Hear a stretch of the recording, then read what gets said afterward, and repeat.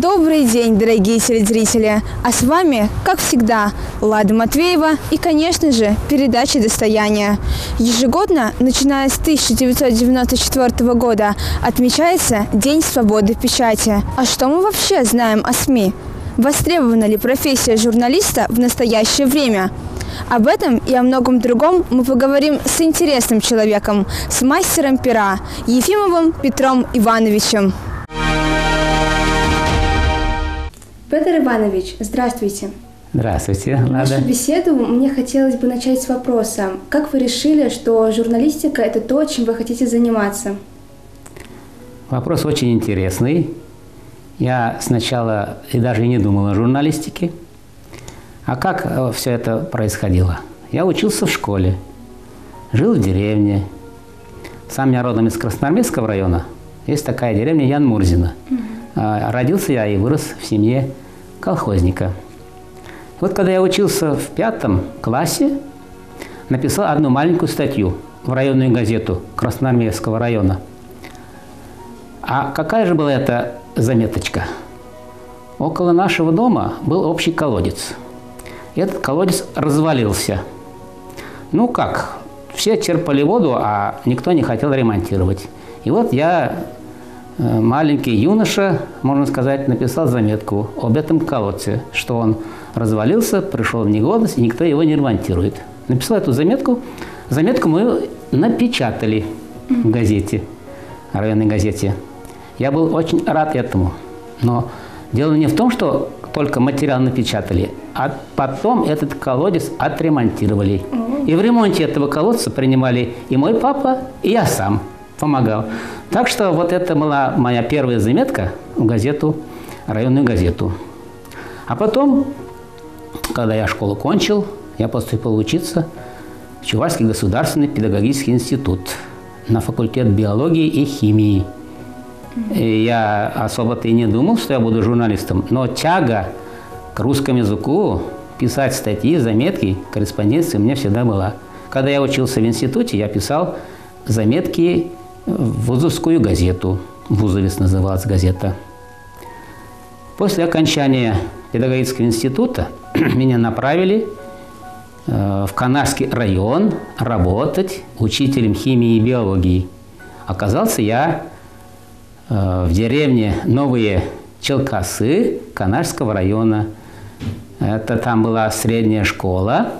Школа была деревянная, располагалась в нескольких зданиях. Не то что сегодняшние красивые здания. И мы работали в этих, ну сказать, в таких допотопных зданиях. Не было никакого такого сложного оборудования. Но мы работали. Меня назначили на 2-й год работы заместителем директора школы по воспитательной работе. Ну, тогда назывался организатор внеклассной и внешкольной воспитательной работы. После того, как я проработал в школе, меня пригласили работать инспектором школ Канарского района. РОНО называлось тогда, районный отдел народного образования. И вот я инспектором школ Канарского района проработал 2 года. Мы тогда ездили по школам Канарского района с инспекторскими проверками. Сейчас, к сожалению, я не вижу, чтобы были такие инспекторские проверки. Мы выезжали всей бригадой, допустим, в одну и ту же школу. Туда выезжали преподаватели, которые курировали физику, химию, математику, биологию. И вот мы посещали уроки учителей. Мы их не ругали, мы просто присутствовали на этих уроках, делали определенные выводы, даже хвалили учителей, у которых все получается. То есть мы фактически изучали опыт учителей. Затем этот опыт учителей рассматривался на методических совещаниях. Потом итоги подводились на августовских конференциях учителей. Вот так мы работали в школе. А после того момента, как я работал инспектором школ Канарского района, меня пригласили работать инструктором Канарского районного комитета КПСС. Вы знаете, что такое КПСС? Коммунистическая партия Советского Союза. Тогда наиболее ребят учителей, из среды врачей приглашали работать вот этот орган партийной власти. Вот мне пришлось проработать в этом районном комитете партии инструктором, затем заместителем заведующего отделом пропаганды и агитации, заведующим отделом пропаганды и агитации. И это продолжалось до 1986 года. В 1986 году меня направили учиться в Горьковскую высшую партийную школу. Там я учился 2 года очно. После окончания Горьковской высшей партийной школы меня назначили секретарем партийного комитета в колхоз имени Жданова Канашского района.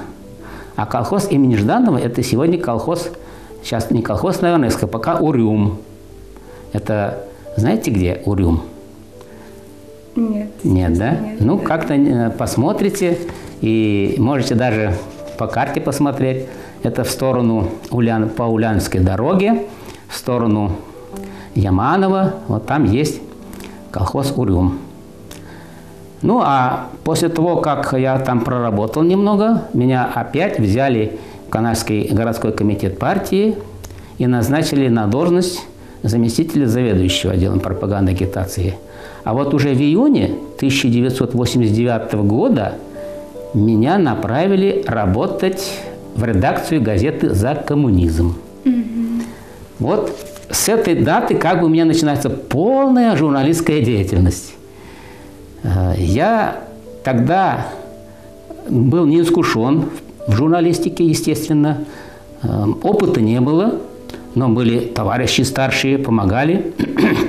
И вот я в этой газете работал с 1989 года по 2000 год. Тогда газета называлась «За коммунизм». Почему-то в 90-е годы это слово стало почти что ругательным. И пошла такая эпоха переименований газетных изданий, которые в какой-то степени были связаны с атрибутикой советской, коммунистической. И нам предложили изменить наименование газеты. Газета носила название «За коммунизм». Я нисколько не был против за это слово. Сегодня оно опять начинает возвращаться. Но мы собрались с ребятами и подумали, а давайте-ка мы сделаем по имени города. Назовем газету «Канаш». Это произошло в 1991 году. И с тех пор вот эта газета «Канаш», так и она носит такое название. Но она издается с 1931 года, фактически, она начинается. Ну, газета, на первый взгляд, она как бы не такая уж и значительная, но на уровне города и Канашского района она занимает видное место. Здесь публикуются различные сообщения, новости, пишется о людях труда, о людях, которые занимаются в сфере здравоохранения, педагогики, в экономике и так далее. То есть тут печатаются наиболее существенные материалы, отражающие жизнь города и Канашского района. Ну, есть еще у нас другая газета, «Канаш» ей называется, я ее сейчас с собой не взял. Она выходит на чувашском языке. То есть у нас фактически газеты выходят на 2 языках, на «Канаш» на русском и «Канаши» на чувашском языках. Вот в этих изданиях, на мой взгляд, очень много интересного, полезного. Здесь также публикуются распоряжения администрации Канашского района, распоряжения или постановления администрации города Канаша, наиболее значимые мероприятия, которые проходят в городе Канаше, здесь можно найти. Вот, а я, как возглавлял тогда, был главным редактором, естественно, тоже писал небольшие заметки сначала, корреспонденцию, а потом стал писать наиболее такие, более качественные статьи. У меня много статей, и сейчас я их не стану перечислять. За 10-11 лет работы в редакции газеты написано, наверное, несколько тысяч заметок и статей. Кроме того, в 1991 году мне поручили возглавить журналистское сообщество. Кроме журналистов, которые работали и в районе, и в редакции, и в городе, У нас есть те, которые действительно являются такими прожженными своего дела специалистами. И вот мы сформировали местную организацию, Канарское отделение Союза журналистов. И сегодня наше отделение это состоит из 17 человек, и многие из них и по сей день пишут статьи в газету, не только в местную газету, но и в республиканскую газету пишут. Вот я бы хотел назвать сегодня Шурекову Людмилу Геннадьевну, вот здесь она как раз подписывается, главный редактор этой газеты. Она член Союза журналистов Российской Федерации. Также у нас очень хорошо работают члены Союза журналистов. Мясников Артемий, вот он в этом здании, в этом кабинете работает. Есть у нас Прокопьев Валерий Прокопьевич, ветеран журналистики. Есть у нас Алексеев Виталий Алексеевич, Отчаева псевдоним, тоже, наверное, слышали. Ну и в администрации работает Тямина Антонина Викторовна. Она сегодня руководит пресс-службой администрации Канарского района. Многих можно назвать, и все они прекрасно работают. Они, как члены Союза журналистов Российской Федерации, активно участвуют и в общественной жизни. Пишут, советуются. Но сейчас, правда, времена такие, что в связи с пандемией мы не можем вместе собираться, поэтому встречаемся так, по телефону связываемся, разговариваем, встречаемся и делимся, обмениваемся мнениями. Вот так мы работаем. А в настоящее время у нас очень развитая электронная СМИ. Как вы считаете, есть ли спрос на газеты? Ну, я считаю, что газета, она никогда не умрет, не только телевидение и радио, но газета всегда будет под рукой. Приятно взять газету в руки, раскрыть ее, посмотреть, что в ней напечатано, прочитать. Это как бы вживую осязаешь материал на самом деле. Вот я думаю, что газета, она не умрет, она будет жить, как и журналы. Ага. А вы говорили, что раньше газета называлась «За коммунизм», сейчас же она называется «Канаш». А были ли какие-то отличия? Может быть, формат изменился, само написание? Да. Например, логотип, вот здесь написано «Канаш», он немножко отличается от логотипа «За коммунизм». Раньше, когда газета выходила еще под названием «За коммунизм», она печаталась в канадской типографии на доминантном станке, доминантным способом. Но тогда электроники не было, компьютеров не было, поэтому набор текста шел на пишущей машинке. На пишущей машинке набирали текст, этот текст прочитывали в редакции, этот текст мы относили в канадскую типографию, поэтому тексту набирали на специальных станках, этот текст набирали и печатали. Ну, естественно, по качеству она была несколько ниже, потому что оттиск был не тот, а вот когда уже на электронный метод мы перешли, она стала выходить более четко, более чисто, и снимки стали получаться намного лучше, чище, яснее, не было таких вот расплывчатых. Вот здесь мы видим, снимки хорошие, лица видны, все хорошо видно. Да, отличия есть. Когда уже газета выпускается на компьютерной основе, на офсетной основе, да, тогда она уже намного лучше выходит. Я бы сказал, что сегодня в издании газеты особых проблем нет. В период, когда к власти пришли сторонники Бориса Николаевича Ельцина, когда уже Советский Союз как таковой перестал существовать, возникли большие трудности в издании нашей газеты.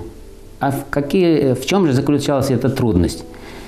Все дело в том, что если раньше все централизованно снабжалось, бумага поставлялась, финансирование шло централизованно, то вот в эти годы мы стали испытывать недостаток в бумаге. И вот я помню такой случай, что вот газету надо выпускать, у нас уже бумага кончается, что делать? Негде купить даже бумагу было.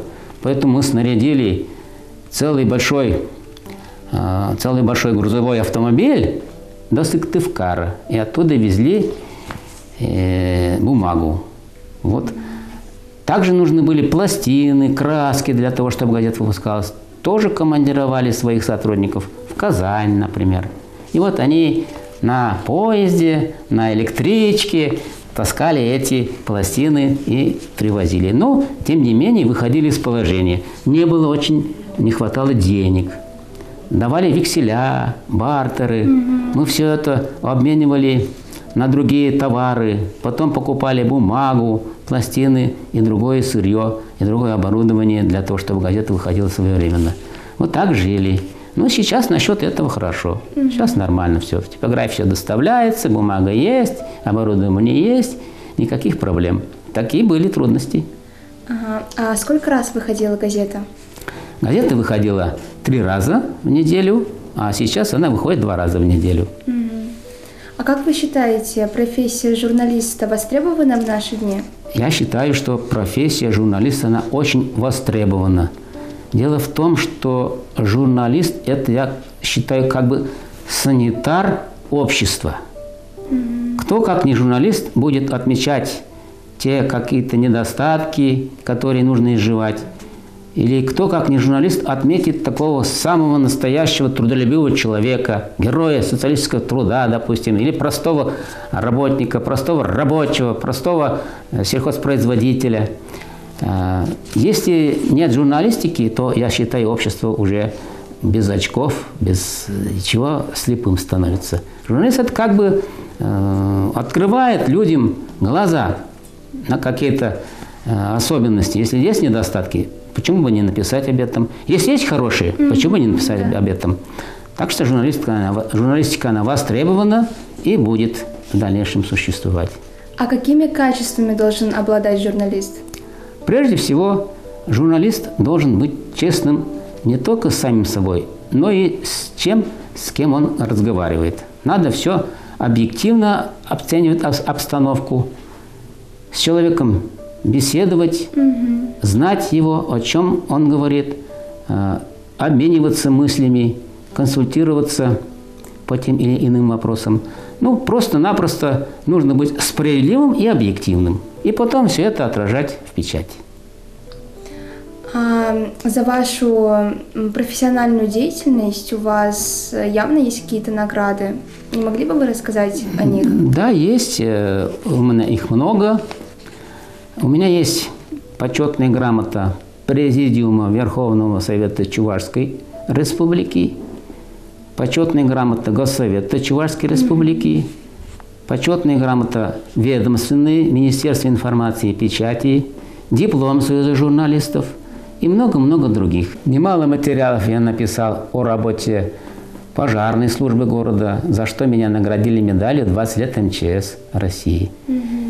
Ну, а общественная работа, она такая. Вот, например, я 4 года подряд был депутатом районного совета. Потом работал в профсоюзных органах. Ну и, естественно, то, что я руковожу местной журналистской организацией, я считаю, это общественная работа. Да. За это мы никаких таких денег не получаем. Чисто на общественных началах я руковожу, я уже говорил, с 1991 года вот этой журналистской организацией. Но общественная работа, она такая, если ты ее любишь, она хорошо идет. Если через силу, тогда не надо заниматься. Надо заниматься с любовью и с общественной работой. Много ли времени занимает общественная работа? Общественная работа занимает времени много или мало, это не имеет никакого значения. В любое время я могу позвонить своим товарищам, они ко мне могут позвонить. Поэтому я не считаюсь со временем в общественной работе. А что бы вы пожелали читателям нашей газеты? Читателям нашей газеты я прежде пожелал бы крепкого здоровья. И еще крепкого здоровья, особенно в наши дни, когда, извините, такая пришла беда, это инфекция коронавируса. Поэтому прежде всего быть здоровыми, крепкими, заниматься физкультурой и спортом. И, естественно, подписываться на газету, читать ее, узнавать последние новости, сообщения и самим тоже звонить в редакцию, предлагать определенные свои предложения сделать, чтобы она была еще интереснее по содержанию. Петр Иванович, спасибо вам большое за интервью. С вами было очень приятно пообщаться. Спасибо большое. Мне тоже было приятно с вами пообщаться. Доброго вам здоровья, успехов в работе. Спасибо. Друзья, на этом наша передача подошла к концу. Встреча с Петром Ивановичем была очень увлекательной и теплой. Мы узнали много интересных фактов. Например, что раньше газета называлась «За коммунизм». Ну а я с вами не прощаюсь, а всего лишь говорю: до новых встреч!